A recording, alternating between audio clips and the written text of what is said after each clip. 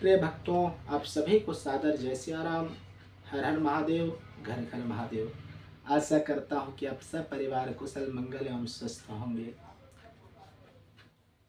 प्रिय भक्तों, आज एक विषय लेकर के आप सबों के बीच उपस्थित हूँ कि हमें रुद्राभिषेक क्यों करना चाहिए और रुद्राभिषेक के करने से क्या फल की प्राप्ति होती है और किस शुभ मुहूर्त पर करने से मनोवांछित फल की प्राप्ति हमें प्राप्त होती है। सावन के महीने में कर्क राशि में सूर्य गोचर करता है और 12 राशियों से सूर्य गोचर करता हुआ यह सावन के महीने पर कर्क राशि में ही गोचर करता है। रुद्राभिषेक का शाब्दिक अर्थ क्या है, हमें समझना चाहिए। भगवान रुद्र का अभिषेक ही रुद्राभिषेक कहलाता है। भगवान महादेव जी ही रुद्र हैं और रुद्राभिषेक करने से घर में सकारात्मक ऊर्जा का वास होता है, नकारात्मक ऊर्जा समाप्त होती है, नकारात्मक ऊर्जा से मुक्ति मिलती है।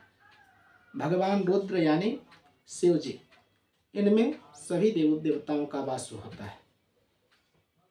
रुद्राभिषेक करने से सभी देवी देवताओं का कृपा प्राप्त होती है, आशीर्वाद प्राप्त होता है। प्रिय भक्तों, जन्म कुंडली में यदि राहु केतु का दोष हो, ग्रहों का दुष्प्रभाव हो, तो रुद्राभिषेक के करने से उन्हें शुभ फल प्राप्त होता है। सावन का महीना रुद्राभिषेक के करने के लिए अत्यंत फलदायी एवं शुभकारी बतलाया गया है। रुद्राभिषेक रुद्र अष्टाध्यायी के मंत्रों का उच्चारण करते हुए ही करने का विधान प्राप्त हुआ है। रुद्राभिषेक में कुल 10 अध्याय हैं और जिनका पाठ रुद्राभिषेक के समय विद्वान पुरोहित उच्चारण किया करते हैं, जिनमें 8 अध्याय बहुत महत्वपूर्ण है। इसलिए रुद्र यानी शिव और 8 यानी अष्ट, रुद्र अष्टाध्यायी के नाम से प्रसिद्ध है। यह जानने का विषय है। इसे नमक चमक के नाम से भी जानते हैं और रुद्र अष्टाध्यायी के नाम से भी जानते हैं, जिसके कारण इसको रुद्र अष्टाध्यायी कहा जाता है। प्रिय भक्तों, रुद्र अष्टाध्यायी यजुर्वेद का ही एक अंग माना जाता है, क्योंकि यजुर्वेद से ही निकला हुआ मंत्र है। क्योंकि सनातन वैदिक धर्म में 4 ऐसे वेद हैं, ऋग्वेद, यजुर्वेद, सामवेद और अथर्ववेद।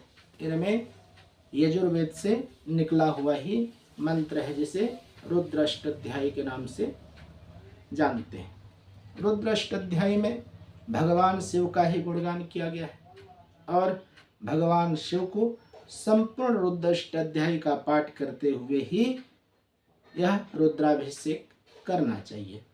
भगवान शिव की शिवलिंग पर रुद्र अष्टाध्यायी का पाठ करते हुए, इन मंत्रों का मंत्र बोलते हुए जलधारा से अभिषेक करें और गन्ने के रस की धारा से अभिषेक करें, दूध की धारा से अभिषेक करें, शहद की धारा से अभिषेक करें, घी की धारा से अभिषेक करें और गंगा जल की धारा से अभिषेक करें। इस प्रकार दही से अभिषेक करें। ऐसा करने को ही रुद्राभिषेक कहा जाता है। अगर कोई छोटा रुद्राभिषेक करना चाहता है तो वह भी कर सकता है। प्रिय भक्तों, क्योंकि रुद्र अष्टाध्यायी का पाठ करने में, रुद्राभिषेक सविधि कराने में बहुत समय लगता है। कम से कम 2.5-3 घंटे का समय लगता है। इस विषय को भक्तों को समझना चाहिए। इसलिए छोटा रुद्र अष्टाध्यायी रुद्र पाठ करने के लिए भी अति उत्तम माना गया है। रुद्र सूक्त के 16 मंत्रों का भी मंत्र बोलते हुए आप कर सकते हैं।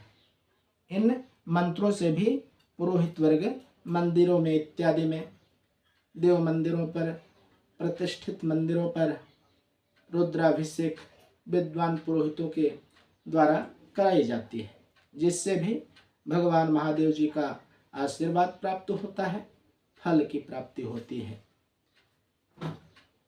और रुद्र सूक्त से ही शास्त्रों में करने का विधान भी बतलाया जाता है। किन किन तिथि को शुभ फल की प्राप्ति होती है और किन तिथि पर हमें रुद्राभिषेक करना चाहिए, क्योंकि रुद्राभिषेक करने की फल तो प्राप्त होती है, शास्त्रों पर, ग्रंथों पर बहुत वर्णन आया है, लेकिन इसे हमें समझने की बात है। समझने की बात, जिन जिन स्थानों पर ज्योतिर्लिंग है वहाँ हमेशा शिव जी वास करते हैं। जैसे सौराष्ट्रे सोमनाथ श्रीशल्य मल्लिकार्जुनम उज्जन्नं महाकारं ओंकारं परमेश्वरं केदारमपृष्ठे डाकिन्नं भीमशंकरं वाराणस्यं च विश्वेशं त्र्यंबकं गौतमी तटे वैद्यनाथं सीताभौमो नागेशं दारुभुवने सेतुबंदे च श्रीरामेश्वरं घुस्मेशं च शिवालये। 12 जगहों पर ज्योतिर्लिंग विद्यमान है, स्थित है। इन ज्योतिर्लिंगों पर हमेशा देवाधिदेव महादेव शिव जी का वास होता है, और जहाँ मंदिरों में भगवान शिव जी की अचल प्रतिष्ठा की गई है वहाँ भी भगवान का वास होता है। लेकिन प्रिय भक्तों, शिव जी तो जहाँ जहाँ मंदिर प्राण प्रतिष्ठित हैं, अचल प्रतिष्ठा है, वहाँ विराजित रहते हैं, सदैव वहाँ भगवान महादेव जी का वास माना जाता है। और वहाँ कभी भी आप रुद्राभिषेक कर सकते हैं, जिससे आपको भगवान महादेव जी का फल प्राप्त होगा। लेकिन सनातन वैदिक धर्म में भगवान महादेव जी का असीम कृपा प्राप्त करने के लिए हम सभी गृहस्थों के लिए शिव जी की कृपा प्राप्त करने के लिए पार्थिव शिवलिंग की बड़ी महिमा है।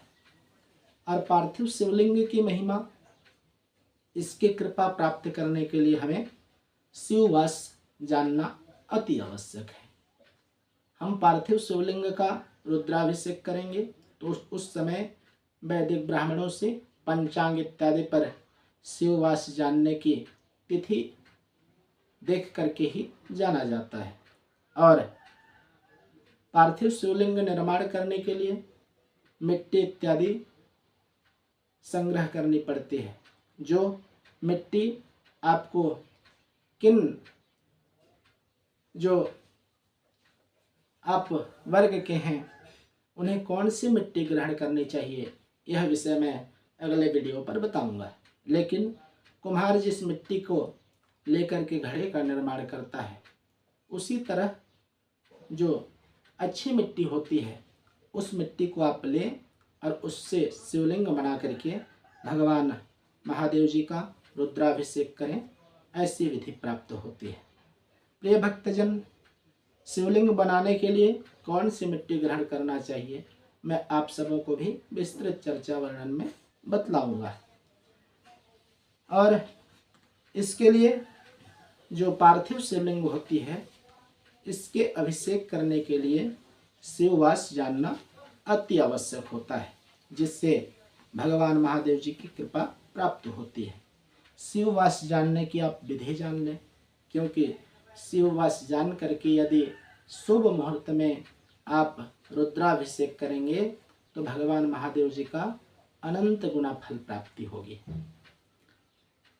तिथि च दुगुणिं कृत्वा पंचभिर्माहरित सप्तभिस्तु हृदभागम शेषांके फलमादिशित।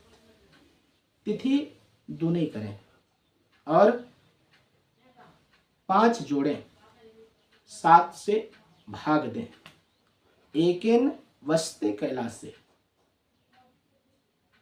आप देखेंगे कि आपके पास शेष बचे एक शेष बचने पर एकेन वस्ते कैलासे, एक यदि शेष बचे तो भगवान महादेव जी कैलाश पर वास करते हैं। द्वितीयम गौरी सन्निधौ, यदि 2 बजे तो माँ गौरी मैया के संग महादेव जी का वास होता है। तृतीयम वृषभोरूढ़, भगवान महादेव जी बैल पर आरूढ़ होकर के वह भ्रमण करते हैं। सभाम यात्रा चतुर्थक में, और 4 बचे तो सभाओं की यात्रा में महादेव जी विचरण करते रहते हैं। 1 में कैलाश पर, 2 में गौरी के संग और 3 में बैल में सवारी होकर के, 4 में सभा में। ऐसे ये शुभ मुहूर्त बतलाए गए हैं। इन पर यदि आप पार्थिव शिवलिंग पर रुद्राभिषेक करते हैं तो इन शुभ मुहूर्तों में किया हुआ शुभ शिववास जान करके आप करेंगे। जिस कामना को लेकर के भगवान महादेव जी का रुद्राभिषेक करेंगे तो उन्हें आपकी कामनाएं पूर्ण होंगी, भगवान महादेव जी का आशीर्वाद प्राप्त होगा। प्रिय भक्तों, आप सही समय पर सही मुहूर्त पर शिववास जान करके ही करें। वीडियो अधिक लंबी हो जाएगी, इसलिए मैं किन तिथियों पर नहीं करना चाहिए इस विषय पर भी आगे वीडियो में आप लोगों को बतलाऊंगा।